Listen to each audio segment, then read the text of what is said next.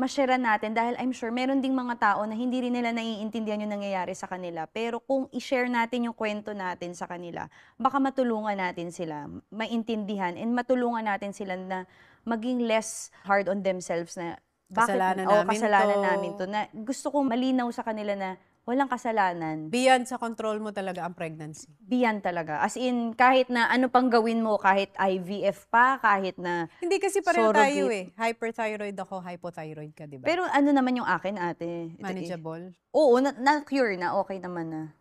Yun, di mo nga sinishare yun, maganda nga yun, i-share mo. I-share mo, ano ba nangyayari dun sa'yo? Nung 2020, hindi ko alam, kaya pala sumobra din yung Sobra kang payat. Akala namin nun, pabungo na. papayat ka ng papayat. Yung pala. Naalala ko yung kumakain kami, nagdi-dinner kami, tapos yung mga friends namin sabi, natatawa na sila. Yung mas mo bumabagsak na sa mukha mo. Hindi, tsaka nag-guess ka nun sa Mga ganun. lunch out loud. Parang lahat sila, parang bothering na yung kapayatan ng ate mo. Ganda nga eh. Hindi nga.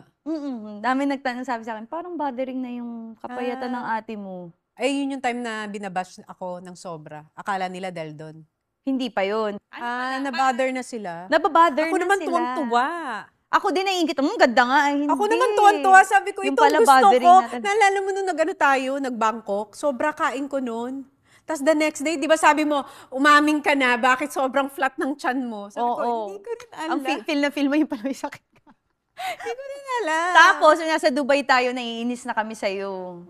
Diba? Akala Tapos, mo, sabi pa sa akin ni Paul, ang hirap mong kasama. Papalpitate ka kasi sa Dubai Mall. Tapos, sumama ka sa amin. Tapos talagang, Umiiyak na ako. Hindi, pinilit mo na, ba't ba ako papagod? Pero, Pagod na pagod akong maglakad. upo kasi, paano ba nangyayari dito? Para minsan, nagpapakit na lang din to. Baka sinasabi na lang niya, pero bothering to. Siguro, nababother ka talaga dun sa, dun ka nababash.